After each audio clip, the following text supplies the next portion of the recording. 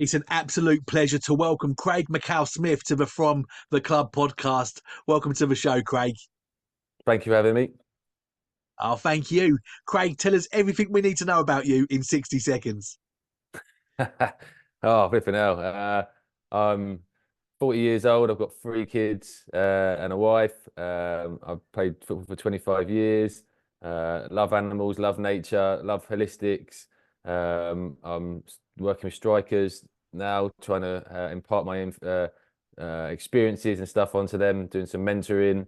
What else? I did pole vault when I was younger, which is an obscure fact, and I think I was like seventh or eighth best in the country at one point. What else? Wow, put me right on the spot there. I enjoy playing golf. As I said, I've loved nature. I love I'm a crystal healer, but I qualified as a crystal healer. I'm qualified level 3 PT. So I'm just trying to find my way outside of football now. Well, Um, Craig, mate, you're looking very good for 40 years old. There's going to be a lot of 40-year-old blokes looking at you right now, feeling really bad about themselves. You know that, right? I try. Well, Craig, you're a player that got your break having come through non-league, but you did get a little bit of exposure to the academy system, having spent a year at Millwall and Watford as a kid. What do you remember about those times? Um, it was quite tough. I was a small kid. I didn't kind of develop until later on in my teens. So when I was playing in those in the academy, especially Watford, the boys were all loads bigger than me, loads stronger than me, loads quicker than me. Millwall was good because I was probably about 8, so it was just all about the learning. I trained with Tom Wally, obviously a legend, and Yeah. learned a lot from that. I think I would have stayed, but I think they actually moved the kind of the facility. It was in Buckinghamshire, so it was close to my home in Watford, and I think they moved it into London, so I couldn't actually make the travel. My dad and that couldn't make the travel in, so that kind of scuppered that. And then Watford again, it was more size that was really difficult. So I wasn't as quick as everyone. I wasn't as strong as everyone. So you get that kind of that talk from the coach when it comes to the next season. And I was told I was too small and like I wouldn't make it for the following season. So yeah, it was tough because obviously Watford's my hometown. It's a team I supported as a kid and I wanted to play for them. But I think going to play non-league, playing with my friends, kind of kept the love of football rather than kind of maybe going through the academy system and then kind of being dropped or kicked out later on. I might have lost the love for it then. Yeah. Was it hard to keep your feet on the ground? I mean, I can imagine being 8 and 9 years old, being with these professional football clubs, going into school. Was it hard to sort of keep your feet on the ground during that time, or was it all right? And it was all right, really. Like it was just a case of just playing football like for another team. I never like I don't feel at that age I ever looked at it as like any more than just playing and enjoying football. And it was just a different type of football. Being part of like the Mills Academy was nice, but again, it was just a case of playing football and enjoying it because I had a long way to go. It was at 8 years old. I was never going to make it as a professional at that age. So I think it was just enjoyment and just kind of just keep doing that. Yeah, well done. I think if I would have been with a club like that at 8 or 9 years old, I'd have been in the playground signing autographs already. Yeah, so, yeah. so, Craig, what age did you start kicking a ball, and when did you realise that you were really good? Um, so my mum and dad always tell me I was kicking the ball around 2, 3 years old. Apparently, I had a sponge ball that I'd take everywhere and I'd boot it around the house. Just obviously, I wouldn't break anything. So from a young age, I do remember kicking the ball from a young age and enjoying it at that age. And I think obviously I got better and better as I got older, but because I just think I had a love for it, and I just loved playing it. And as I said, as I got older, I got better at it, and obviously that gave me the opportunity to play it like as a career. Yeah.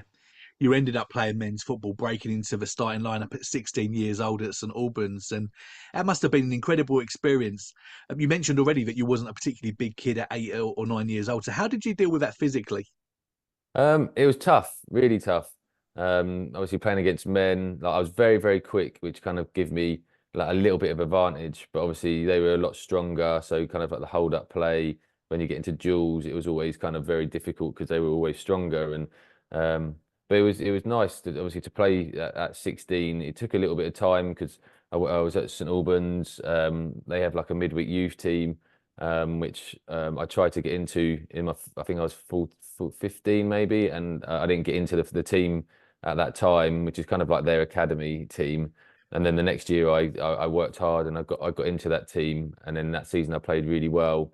And I think it was I can't remember the name of the manager now, but he brought me in at 16, which was an amazing opportunity. I think the team were it was kind of coming towards the end of the season, and it was pretty quiet. They weren't going to get promoted. They weren't going to get relegated. So he threw me in and gave me my opportunity, and it was sink or swim. Yeah, yeah, wow. You spent a few years non-league working your way up to National League side Dagenham and Redbridge. Can you remember how you got onto their radar and how that move come about, Craig? Yeah, so I spent another couple of years at St Albans, never really cementing a play. So I'd always play like 2 minutes here, 3 minutes here, and then playing like the little like county cup games and stuff like that, but never really breaking in and cementing a place. So that was kind of from 16 maybe to 19, and then 19 St Albans kind of said like we don't really feel you're going to get much game time at all now, so it's probably you can stay, but it's probably best you go and find time to play. So I left St Albans very disappointed because obviously breaking in at 16 and then over those few years, I thought that was like kind of my trajectory getting into the kind of into the conference or maybe into the league. So it was very tough to take that at that age 19. I was just being told by a non-league team that I wasn't good enough for them. So I went to Arsley Town. So I had a loan with Arsley a little bit when I was at St Albans, which went really well. So then I joined Arsley Town, which was another step below St Albans. So again, it was very frustrating. Like maybe I felt a little bit peeved that I was kind of stepping down a level. So it took me a little bit of time at Arsley, sorry, to get going. I think I was kind of feeling that rejection and frustrated that my kind of career was going in the direction I didn't really want it to be going. But I kind of slowly got used to it, got knuckled down, and started playing really well. And at that time, I was kind of playing on the wing, so I was playing right wing. So I did really well, and we ended up playing Dagenham in the FA Trophy. And obviously playing against Dagenham at that time, they obviously were like giant killers in the FA Cup, and they were Yeah, a renowned conference team. So it was really exciting for us as a team. I think we went to Dagenham first in the first in the first game, and we drew 3-3 at Dagenham, and I set all three goals up. And obviously that was like the first time playing in front of a big crowd. I think there must have been about 1,000 people, so it was just like yeah, it was like proper nerve-wracking because I think at Arsley we were playing in front of like 250 maybe. So then to play against Dagenham and 1,000 people, and obviously they were kind of, let's say, well known. It was a real big kind of like eye opener, but also kind of like a little bit nervous to be playing in that kind of game. But I did really well. Set up three, so we got a replay, so they had to come back to Arsley's ground. And we ended up winning 4-2 at our ground, and I think I scored 2 goals. I think I had a great game that night, out on the right wing, and then thought nothing of it. Obviously, we beat them, and then we played Exeter away, and I think we lost 1-0 or 2-0 to Exeter away. So obviously that came to an end. So just carried on with the season. I think I might have finished with 15 or 16 goals from right wing. And then the manager pulled me at the end of the season and said, "Look, Dagenham have contacted us. They're really interested in you going down there.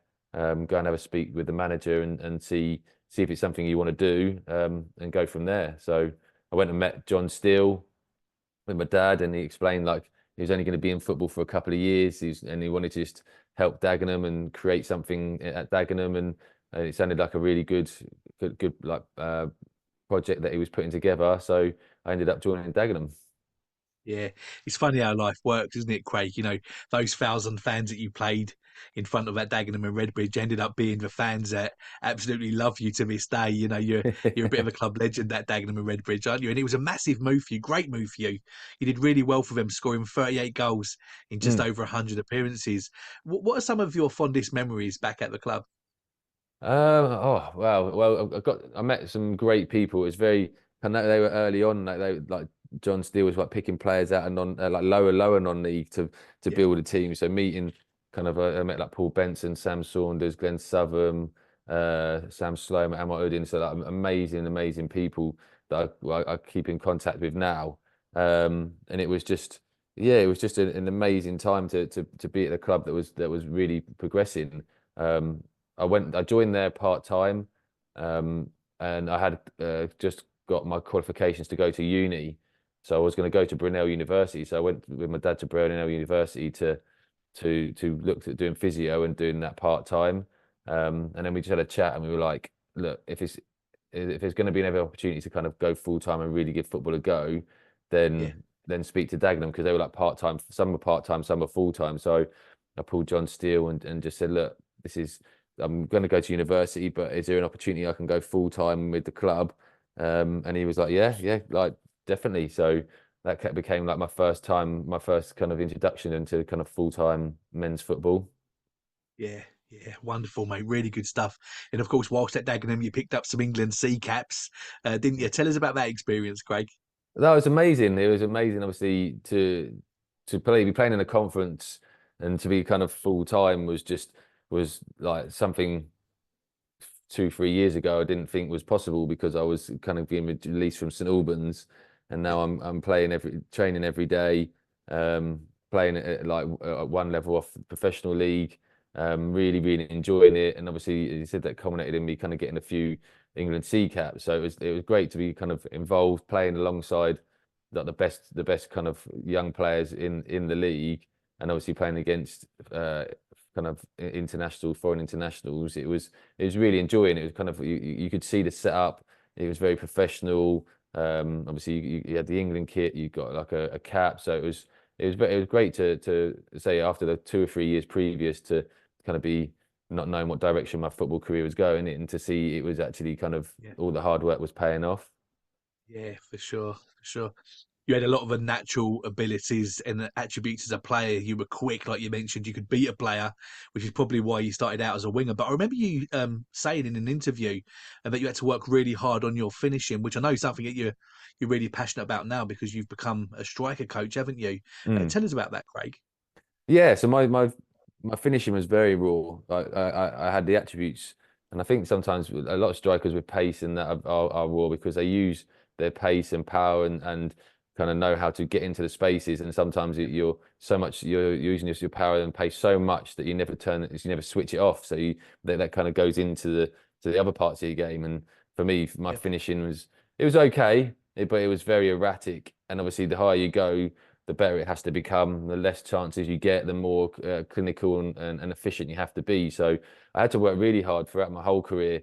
Um, I knew where the goal was, but I had to kind of really study what a good finisher was, and then really put it into practice on the training field and learn different types of finishes, learn how to become a lot more relaxed, learn how to become a lot more consistent, and try and put that all together. And then slowly over my career, that kind of worked. yeah, and of course, the striker is the most expensive position to get right for any team, isn't it? And Yeah. it's the one position that can really make or break, the team. So I know you're passionate now about working with strikers. How do you go about doing that, Craig? Who are you working with? Is there an opportunity for people to work with you now? If there are any strikers listening to us, how does that kind of work? Yeah, so I've got my kind of social media page, kind of started like my own personal one, and then I have a company called Elevation, which is linked to it, which is kind of where I'm doing my striker stuff through. Sorry. So I've been working with some academy players. I've done a bit of work with Ricky J. Jones the other day, and it's just kind of really getting my name out there, getting people to see it because it's always baffled me throughout my whole time of playing that there was never really a coach for the striker. It was always just very generic, finishing 20 Yeah, minutes at the end, different, just like get it, touch, finish. And it always baffled me how, like as you said, like it's probably the most important position on the pitch, probably the most expensive players from that position, the people that can win you most points in the game. So I always wondered why you wouldn't be focusing really on like honing their skills and making them the best they can possibly be. So yeah, since I've retired, I've really started to concentrate on like what those attributes are needed. Obviously, working with the players, it's a different world now. So working on myself, I knew what I needed, and you don't really see the intricacies of what goes into what you're finishing when you actually, because you're just doing it naturally. So it's great now to watch players and actually see the little bits and pieces that they can work on, the little bit and pieces that they need, like that will make the difference to them. So I would say I love it. I really enjoy it. Obviously, I want to get out there and help as many strikers as possible because I've got a great kind of array of knowledge and experience that I've amassed over my time playing. Yeah. So yeah, so now it's just kind of say making it known to people that I'm doing it, getting people get in contact. I want to kind of add another aspect to that, which is like the data and analysis. So especially within the league, there's lots of analysis, lots of like data that you can use that helps players understand maybe the positions they're not quite getting in, the types of finishing they're not doing, or the type of finishing they can do better at. So just giving them as much information as they possibly can to be the best they can be. Yeah, that's really, really good. And it's not only the physical game. I mean, you've been there and done it, in terms of scoring goals, but it's mentally as well, isn't it, off a pitch? I mean, you've been there when you've had purple patches in your career and you've scored loads of goals. But there's also been times where it's really hard and you've had to Mm. mentally dig in and get yourself out of that rut as well, Craig. And you can really help with that as well, right? In terms of helping players become mentally strong as well. It's all part of sort of almost mentoring these strikers through the process, isn't it? Yeah, definitely. It's such a difficult position. There's so much pressure on a striker. Like you obviously you're you have to score goals. That's your Yeah. job. And obviously you go through great patches, as you said, and sometimes you just go through periods where you just can't score. And it's sometimes it's not. You might be doing all the right things. It's just the way it goes at that moment in time. So I had those ups and downs of scoring goals and not, and the fans getting on your case when you're not scoring goals, and all these different aspects. So again, it is a very, very mental game. Obviously, the physical Yeah. side is really important, but how you control your mentality, how you see things, how you perceive things, how you look at breaking it down and kind of adjusting and making it better is a huge part of football. And again, it's something I feel that's very overlooked. I feel as football clubs, it's very much focused on the physical, how strong you are, how quick you are, how far you're running, like it is slowly, I think, getting better, but that mental drives everything. How you think about yourself, how you think about the game, how you think about your mistakes, like that drives the success that you have. Oh, yeah, 100%. Yeah, 100%. Well, if you're a striker and you could use Craig's services, I'll make sure that there's links to all of his social media profiles in the description below. So make sure that you contact Craig and have a conversation. It'd be really helpful for you. Uh, Craig, anyone that scores 38 goals across a couple of seasons is going to start to attract a lot of interest. How aware was you that clubs were becoming interested, and how did you cope with that? Um, there wasn't.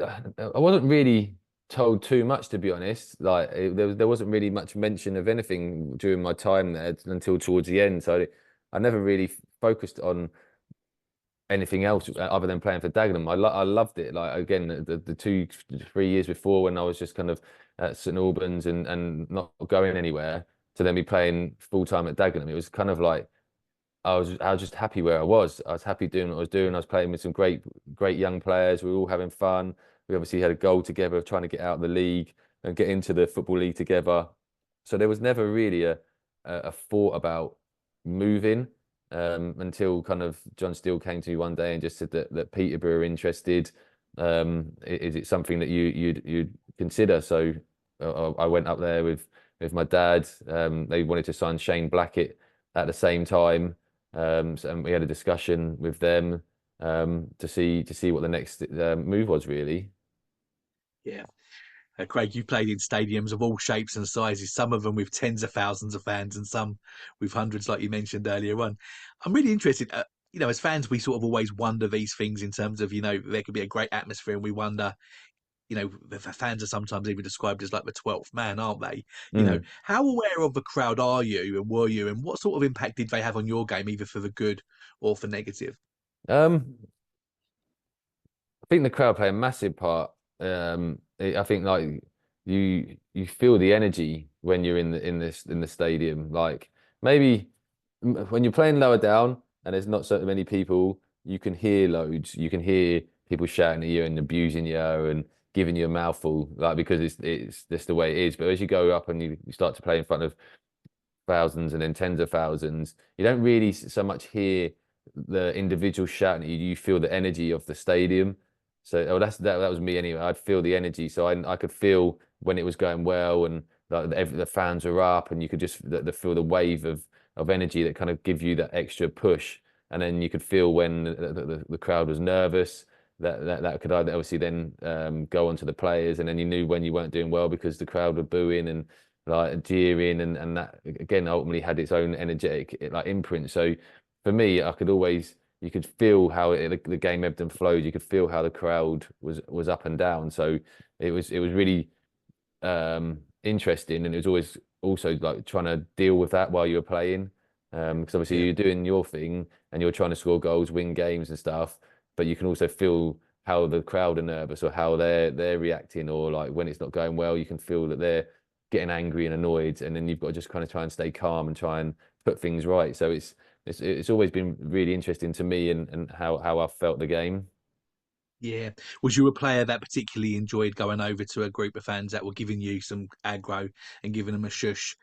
Was that something that you do, Craig? Uh, the best thing I used to love with like the way well like playing against an opposition was scoring an away ground and it being dead quiet, and all you could hear was your home fans, away fans cheering. That Yeah. was like I used to love that. Yeah. And I used to even enjoy it even more if you were like the away fans were one end and the goal was the other end, and you scored down the other end, and then you could shout and celebrate before they realised that the ball had actually gone in, and then you'd hear like the kind of the crowd down the other end. So I used to love that when I used to play against away teams. Yeah. Yeah, so good, mate. So good. Craig, in the 2007 January transfer window, League Two Peterborough United came in for you, which was a great season to join as it ended up with promotion into League One in your first season. How did that move happen, and what do you remember about settling into the squad? Um, So as I said previously, like John still came to me and was like, we've got this interest from Peterborough. They're interested in you and Shane Blackett. Like, would you like to go and speak to them? So kind of a little bit reluctantly, because I was doing really, really well with Dagenham. I loved the boys. I didn't really see myself moving because we were pushing, we were kind of I think first or second in the conference. So we were pushing to get out of the conference into the league. So I Yeah, went and I spoke to them, and it wasn't it was Keith Alexander was a manager at the time. So we had a chat, and it was like it sounded interesting. And it was obviously a league club, and I knew Aaron McLean had gone there. And I think they were after George Boyd, who two players who were performing really well in the conference at the time. So I obviously spoke to them, agreed contracts, and decided to sign. But obviously, like I had a bit of cold feet at that time to go there. As I said, and I think I've said in previous interviews, I was loving my time at Dagenham, really, really enjoying it. And obviously, I wanted to stay. I kind of rethought what my decision, and I wanted to stay to see it across the line with Dagenham. And obviously, that caused a bit of an issue because I kind of signed a contract with Peterborough, so I ended up going.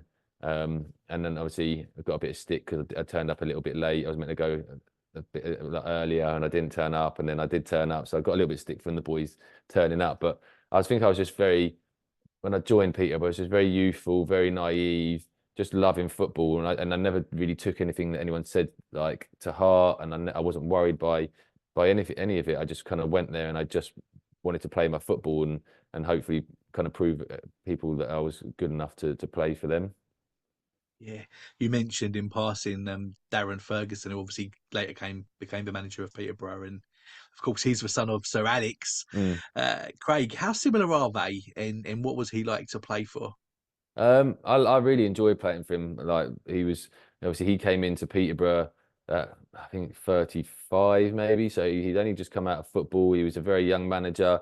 He was kind of him and like Barry and the chairman were accumulating like the best young talent out of non-league. So were putting a real plan together, and his way at the time, which has kind of changed over the years, was just kind of we were all out attack really. We kind of we tried to keep the ball. We tried to play a little bit of football, but because having myself and Aaron and Boydie, we had great attacking threat. So it was almost like kind of we wanted to get the ball forward as quick as we possibly could to the players that could do the damage, and then hopefully we could outscore teams. And I think that's why we became so entertaining, because we knew we'd always concede a goal, but we'd always know we'd have chances to score the other end. Yeah, I mean, for you, that's a dream team to play in, isn't it? So it's such a good team set up for you to score goals. Did you ever have any contact with Sir Alex? I know he used to come to watch some of the games to support Darren. Did you ever get a chance to meet him? Did he ever have any conversations with him? The only time I met him, we went to a Man United Champions League game, and we kind of met him. We went into his office before the game and kind of met him, and he'd been to a couple of games here and there, but he only ever kind of he never really imposed himself in a way. I think he just came in quietly. Obviously, it was to allow Darren, because it was, I think Yeah, obviously it was Darren's team. I don't think he wanted to feel like he was coming in and kind of say like everyone knew who he was. Kind of didn't want to yeah, take that away from Darren, which I think was great. So you'd see him, but he'd never really be too into it. So, and obviously to have yeah. someone like that to have as a kind of mentor and someone to help you, I think it was great. And I think it was obviously Darren kind of followed in his footsteps and showed like how capable he is as a manager. Yeah, just as you're talking, I didn't actually look this up, so I don't know the answer. Did was there ever a sort of link? Because obviously Darren with Alex, so Alex being his dad, was there ever a link? Did you ever get many sort of loan players come down from Manchester United to sort of come and play at Peterborough? Did that not really happen? We only had a couple. I think we only had a couple that came in. I think James Chester might have been one, but there wasn't many. I don't think he Right. felt. I don't think he wanted to kind of be seen to relying on his dad Yeah, and kind yeah, of getting favours from his dad. I think Darren wanted to do it his way, it makes and sense. not kind of. I think people would have kind of been saying, "Oh, you're using your dad to Yeah, help and to yeah, get through the league." So I think like we might have had one or two in our time that I was there, and say I don't think he feel like he wanted to kind of rely on him. yeah. You think of Peterborough and you think of Barry Fry, and I'm sure a lot of people will know that you know Barry Fry better than most of us, as he's your father-in-law. Tell us about him, and what are some of the funniest stories you can tell us about him, Craig? Oh, he's amazing. Like he's been in football, say, all his life. He's been at Peterborough, I think, for over 25 years. He's a character in the game, and they're a dying breed. Like the game has become so robotic. I think social media's had an influence in that, and that you can't say anything, you can't do anything, and be outspoken. And obviously Yeah, he's outspoken and he's entertaining. And as I said, I don't think there's not many people like that in the game anymore. Obviously, to be around him every day, he's not quite as energetic as you see him on the TV, but he's still got a bit of energy. I think it's more of his downtime when he's at home. But yeah, I spent a lot of time with him. I'm trying to think of some stories of that I've had really. Um, yeah, it's hard. There's not really many. It's just very quiet. Like, well, I don't say it's very quiet. The house is mad. Like it's just it's chaos. You think of Barry and then you think of all the family. They're like we get called the Friedashian sometimes because it's just chaos in the house. But it's a great chaos. It's not yeah, something yeah, that's just like draining. It's like it's great. They've all got great energy. My kids have got very much like Barry. They've got Barry's personality. But as I said, he's a wonderful guy. He's done amazing things for football. He's done amazing things for Peterborough United. And as I said, like once these people like Barry and other characters go out the game, then the kind yeah. of the stories that you hear and the fun things that they used to get up to, I don't think they'll ever be around so much because players I can't won't. really be like that anymore. Yeah. Am I right in thinking that he helped deliver one of your kids, Craig? Yeah. Oh, yeah. Sorry. Yeah. So that is a funny story. Yeah. Sorry. Yeah. So we when I was at Brighton, I'd ruptured my Achilles, so I was still kind of going through rehab and stuff. And it was kind of the due date of my child. I think England were playing Scotland at Wembley, so Barry and Kirst, his wife, were at Wembley. And me and Amber kind of waiting for the baby to come, and then Amber was kind of got the feeling that the baby was coming, so she rang Barry and said, "Oh, the baby's coming. Don't worry, it might be a while." But Barry was like, "No, I'm coming." So they left Wembley at like half time when England were playing Scotland, came down, um, and the baby hadn't come at that time. And then everything kind of started kicking off, and we rang the hospital, and we were like, right, we need to come in. Like we think the baby's coming, and they were like, no, it's your first child. You need to stay at home. Like, don't worry about coming in. And my partner Amber was like, no, it's coming. Like, we need to come in. And they were like, no, don't worry about coming in. So I think we tried to get hold of the midwife, couldn't get hold of her. So Amber kind of got back into the bath to relax, just to kind of keep calm. And then all of a sudden, just all hell broke loose. Like, the baby started coming. I rang next door. Like, I'm probably 4 months off of an Achilles rupture. I've like literally jumped down the stairs, jumped over a fence, knocked on next door Yeah. because there's no one there. There's me, Barry, Amber, and Kirst. So knocked on the door. No one's answered. Kirst rushed out of the house, said the baby's coming. So I've had to fly it back upstairs. I've had to help Amber up to kind of get her out of the water. And then as I've done that, like, Barry's there, and he's kind of caught the baby, and that's Yeah. how my first child was delivered. So it was not how I planned it, and not how I No. saw it, but it was an amazing experience, a frightening experience because there's no one there that could have helped if anything went wrong. But it was an amazing experience, and I think Barry got loads of after dinners and TV interviews and everything after that to talk about I how can imagine. Yeah.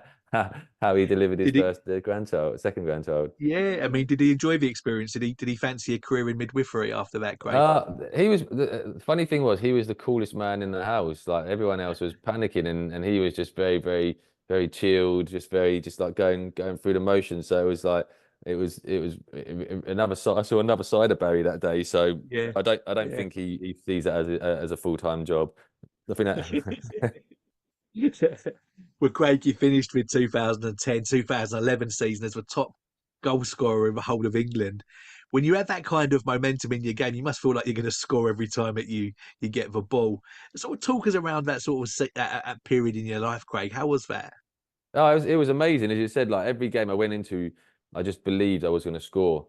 I just believed, like, it didn't matter like where I was on the pitch, like what was going to happen in that game. It could be the last kick, I was going to score, and that was like due to lots and lots of hard work, like we spoke about earlier. My finishing, I worked so hard on my finishing, just all the time. I worked with a guy, Mark Robson, who was assistant manager at West Ham last year. He spent like time with me after training, working on. I'd get lots and lots of one-on-ones because I was really, really quick, but I'd miss them. So we spent loads of time on our finishing throughout my time at Peterborough. And obviously that culminated with me scoring 35 goals I got that season. And it was just it was just a case of, like, every game I was very relaxed because I knew I'd worked hard on the bits I needed to work on, and it was just kind of being ready for when that came, and Yeah, when the opportunities came, it just felt so natural. I never had to really think about what I was doing. It was just so natural that it just happened, and it was a yeah, great season to be involved, and then obviously to get to play a final and win, and kind of end my time at Peterborough on that note was wonderful. yeah. So good, mate. Well, Brighton were quick to recognise your talent and chose to bring you to the club. How did you hear about the move to Brighton, and what do you remember about that time, Craig? So my agent kind of just called me and just said, like, we've got this going on. We've got this club interested. It's Brighton. Obviously, I knew about Brighton and stuff like that because we played against them that season, and they were by far the best team in the league. And he kind of explained, like, they're building something. They've going into a new ground. They're looking to build a new training ground in the future. So it might be worth just having a chat to them and seeing what they want to do. So I went and spoke to Gus Poyet for about 2-3 hours, and just had a real good chat with him, and he explained everything that they wanted to do, the direction the club was going in, how I fitted into the plans, and how they wanted to play. And yeah, it sounded amazing. It sounded like a club that was really going for it. Like, the owner was backing them. The owner had put serious money into the squad, serious money into the ground. Like, he's probably one of the best chairman I've ever come across, with how he perceives things and how he looks at running a football club. And obviously you can see how that is now with Brighton. So it was exciting because they had a real trajectory, a real plan of where they wanted to go. Yeah. Yeah. Was that normal? Because obviously you've signed for a few different clubs before. It just made me smile when you said you spoke to Gus for 2 or 3 hours because his nickname at Chelsea was for radio, wasn't it? Because he talks so much.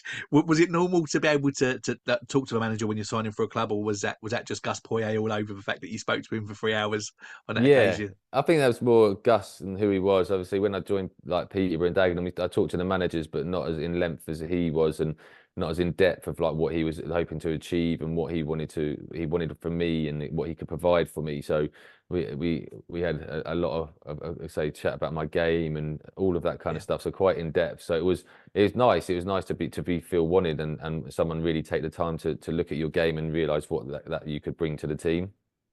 Yeah. Was it also helpful because obviously Gus Poyet as a player was a phenomenal striker himself. Was it helpful having a manager that played in your position so that they can sort of almost give you that sort of niche advice and mentoring, or does it not really matter? Um, we didn't. He didn't give me too much at the club. To be honest, like, I knew like obviously what he'd done in the past. He never really got too involved in the specifics. It was more like that. He'd do the whole team stuff, and then you had Tano and you had like Charlie Oatway and stuff like that who would do the more specific stuff. Obviously, he had a good idea of what a forward should be doing. So there was bits here and there. Obviously, when you're playing and you're not doing what you're meant to be doing, he'd tell you. But nothing, never anything too much. Yeah. Another big name that you played for was Liverpool legend Sammy Hippier. What was he like, Craig? He was ahead of his time. Like, so the way he wanted to play was very much how Liverpool play now, with the fullbacks bombing on and the kind of the midfielders dropping in. And his first game, I think one of his first games we had Leeds away, and we had like 70% possession at Ellen Road and won 2-1, and it was just phenomenal. It was an amazing, like we played so well, and everyone's thinking, oh, like this is going to be a great season. And unfortunately, I don't feel we had the players maybe to implement that week in, week out. I think, as I said, I think he was ahead of his time. I think if we had players that could probably play that way, that style, I think it would have caught on. But obviously, as I said, like Liverpool play very similar to that now. Obviously, he was a legend. He'd done amazing things for Liverpool. Yeah, he had respect for everything that he'd done. And I said he came in to try something, and it did work for a period. But I said maybe the personnel didn't allow it to flourish, and unfortunately he left over the Christmas period. Yeah. We mentioned earlier that you played for the England C team. You, of course, were capped 7 times for Scotland. How did you hear about your first call up, and what are some of your fondest memories from being a Scottish international? Oh, I absolutely loved it. So when I joined Peterborough, I spoke to Barry about that I was eligible to play for Scotland. My nan was Scottish, and if ever the opportunity arose, I'd like to be considered and consider the opportunity to play for Scotland. So I've picked my first cap up when I was at Peterborough. So I think George Burley came to watch me at some stage, and when I've spoke to Barry in the past, and I don't think he was interested at that moment in time. And then when I was doing really, really well, I think Craig Levine was the manager. He came to watch. And then I got a phone call one day I think it was on the bus on the way home from a game against Bristol Rovers, and he basically rang me and was saying like, I want to call you up to the squad. They've got a game. I think it was like a day or 2 days later against Brazil. So I was like, wow, like that was like anyone to have played against or be involved against. Like you couldn't have asked for a better start. So Right, amazing. yeah, so I travelled down so they were playing at the Emirates. It was like an exhibition show game. So I travelled down to the Emirates, went to the hotel near there, met up with the squad, and it's probably the most nervous I've ever been in my entire life. I like walked in, met the boys. They were sitting down having dinner, and I was trying not to be like sick while I was eating my food because I was so nervous, like being in around like Kenny Miller, Darren Fletcher, like all these the big names, like Alan McGregor that I'd seen like play previously for Scotland, but also play for the big teams that they played for. Um, so it was an amazing experience. They were great with me, and then they said to be involved. I got on for I think 5-10 minutes against Brazil was just mind blowing. So that was like in a space of kind of 4 years from Dagenham, I then ended up playing for Scotland. So it was just I was so proud. My nan was there. All my family were there to see it, and I loved every cap I got for Scotland. I loved it because I loved I loved the passion of the fans. It kind of matched who I was as a person, like giving everything I had for the team. So it was always an enjoyable experience to be part of it. Yeah. Can you remember some of the names of that were in that Brazil team that you played against, Craig? So Neymar was like a up and coming young player at that time. I think he was like maybe 19. Absolutely Wow. tore the team to pieces. I think he scored 2 goals that day. And you had like Dani Alves was right back. Thiago Silva was centre half, and then Lucio, whose shirt I got at the end of the game, he was centre half. And then you had players like kind of like David Luiz and stuff like that were playing as well. So it was a really good squad, and it was like just to play against players at the top level and see what they like, see how they move, see like how big they are, like how strong they are, how quick they are, was just an amazing insight. Because you get to see them on the TV, and you maybe sit at a game and watch, but to actually be on the field and actually feel that and kind of get an experience of that was amazing. 100%. There must have been a real conflict because there you are, obviously at the end of the game, the opportunity to be able to swap your shirt and get a Brazilian shirt. But there must have been a part of you that wanted to keep hold of your first Scotland shirt as well, right? So was you able? Because I know some players end up with two shirts. Was you able to still keep a shirt from your debut? How did that kind of work? Yeah, lucky enough we got a couple of shirts, so it worked out well. I had one to play in, and then obviously, and I had like one Yeah, I got to keep. So yeah, I swapped shirts. As I said, I was lucky to be standing next to Lucio at the yeah, full-time whistle. So obviously Brazilian legend. So kind of he got to swap shirts, which was amazing. Just to have my own Scotland shirt was was oh yeah, was amazing. But then obviously to walk off yeah, the pitch with a Brazil shirt, like yeah. for my first cap, like I've got it framed and it's up on my wall. So it was just an amazing. It was just like I had to pinch myself to realize like how far I'd come in a space in such a short space of time. No, you done brilliant, mate. It was so good. Yeah, really good stuff. Craig, for anyone that follows you on Instagram will know that both you and your son Jude both want to start your own podcasts. And tell us about both of these, Craig. So Jude is finding his feet now, and like with football, like he's really kind of getting the bug for it. And obviously, we've done a few bits on social media, like striker perspective. So going to games, watching teams, watching the strikers, and then trying to talk about it afterwards. So Jude wants to kind of do a podcast on football, really, on lots of different types of players, but also on like the people in the background as well. So like the physios, the managers, the kit men. So for kids to have an understanding of all the other people that are in a football club, because obviously for kids they only see the 11 on the pitch and maybe the manager and the subs, but there's so many people who behind the scenes that allow a football club to run really, really well, and they probably don't Yeah, get the credit that they deserve. So Jude was wanting to kind of, from a child's perspective, interview these guys and talk to them about what they do. As they also talked about the footballers and like different aspects, so kids more than adults can kind of get a view of like what football is really like, and he's and who. brilliant as well, mate. And he's a real good talker, isn't he? Oh, Really, really good. he's like Granddad Barry. Like he's like and then kids have got that thing where they can say kind of what they want, and they're not judged on it. So he's kind of he says how he sees it, and he's very clever with his questions and stuff. So he kind of wants to go down that route, which I think is wonderful. As I said, like to give people an insight of like what else happens, who else is involved, what they do. I think is great for football.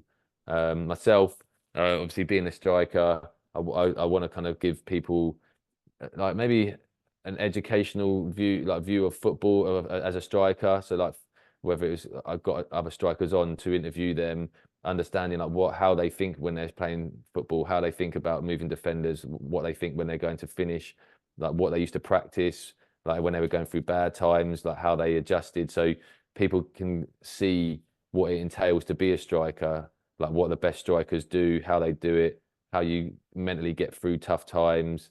So then people can have it like can try and implement it into their own games. Because Yeah, again, when you're watching the football, you only see a striker drop a shoulder, take a defender inside, take a touch and finish. But like, why? Why was he moving the defender in that position? Why did he take the touch in there? Like, what type of finish was he thinking about?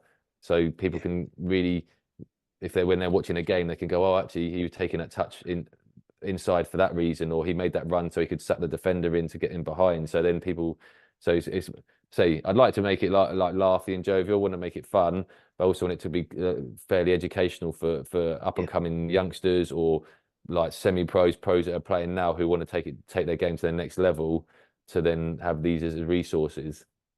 Love that, mate. And it will work obviously really well alongside your striker coaching as well, when it's so Mm. the two would dovetail each other really well. And I understand that if there are any companies listening that want to help you guys out, you're both looking for a sponsor as well, aren't you? So Yeah, again, they can reach out to you via Instagram, and I'll make sure that there's a link to that wonderful. in the Thank you for description below. Craig, we're going to take a very quick break before coming back to ask you the signature from the club questions.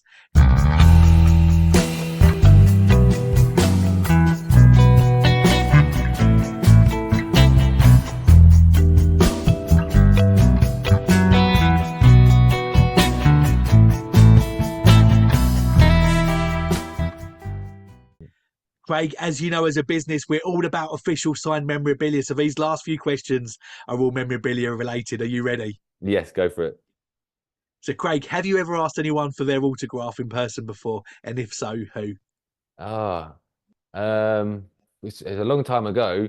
Probably like I think his name was Jason Solomon. He used to play for Watford. This is like going back with like Gary Porter, and this is a long. That's probably the last time I really ever asked for an autograph. I think the last time I asked someone for a picture was for my kids with Ephraim Mason Clark, and I had to be the photographer. So I was like, I'm at that point now. I'm the photographer asking other players for photos of my kids. So. Uh, Yeah, yeah. Good stuff. You mentioned your Brazil match one shirt. What memorabilia do you own, and what are your favourite pieces, Craig? so I've got the Brazil shirt. We played against Spain, and I've got Gerard Yeah, Piqué shirt. So I've got that. I've got my shirt from Dagenham, which I love, yeah. from my time at Dagenham. And then obviously I've got like my Scotland and England C cap. So I've got some nice stuff that I've accumulated kind of through my career, and it's just lovely to have those memories, something tangible to look at. Obviously, you get to do it and you get those memories, but it's nice to have something tangible that you can look back on and go, yeah, that was an amazing time. Definitely. And it's amazing for the kids as well. The fact that Jude's so interested in football as well. Mhm. I bet he'd sit there all day listening to you talk about stories of playing against Neymar and PK, just Yeah. just incredible, isn't it? He's Yeah, waiting really till good. he's waiting till he grows up so he can try and put all my shirts on. Yeah. Get him out of the frame. And last question, Craig, if you could have anyone's autograph, dead or alive, who would you have and why? That is a really good anyone's autograph. Mm, wow, he's absolutely stumped me. Sport wise, maybe Tiger Woods. I love golf, and I love kind of like his mentality, like how he's had injuries, he's come back from injuries, he's come from back from setbacks. I just think like I'd love to have his autograph, and probably and just spend a bit of time with him to kind of, obviously he built himself into the probably one of the best ever golfers. And I said he's had ups and downs through his time and still won stuff. So it'd just be interesting to pick his brains about his mentality, and how, like as I said to you before, mentality, your brain is everything, and Yeah. how he dealt with all of that, like the pressure growing up, that people had put on him, and obviously then dealing with the highs and lows that he felt during his time. Yeah, 100%. Good choice, mate. Good choice. Well, Craig, mate, I've really enjoyed spending some time with you this morning and hearing all about your career. Thank you so much for taking that time, Craig. And before we let you go, do you have any closing thoughts, and also let the listeners know how they can follow you on social media? Yeah, so obviously I really enjoyed it. It's been very lucky to have a career that almost spanned 24 years. It was never easy. It's always it's a lot of hard work, a lot like anything in life. It's working really hard. There's loads of highs and lows. Again, working on your mentality for me, whether that's sport, whether that's life, is one of the biggest things that will get you through the tough times. But I really appreciate having me on. I'm on social media, so I'm on Instagram, Twitter, Facebook. I think my Instagram handle is like Craig underscore Mackail underscore Smith, so very original. And then I think my Twitter handle is 12CMS12. But they can find me on there. As I said, I'm trying to post more. I've never been a social media kind of person. but I'm just trying to post more on there. I've got a company on there called Elevation as well, which I'm trying to put more on. So just trying to increase my reach, trying to show people what I'm doing, trying to give people some educational videos as well, so they can kind of implement things into their own kind of way of living. So that's my aim, and hopefully I can keep doing that. Yeah. Well, like I said earlier, we'll make sure that there are links to all of your social media platforms in the description below. We'll also look out for your podcast interviews as well. And whenever you do release those, we'll make sure that we retweet those and share those out as well, Craig. Mate, thanks so much for your time, mate. Really appreciate it. No worries, no worries. Thank you for having me on.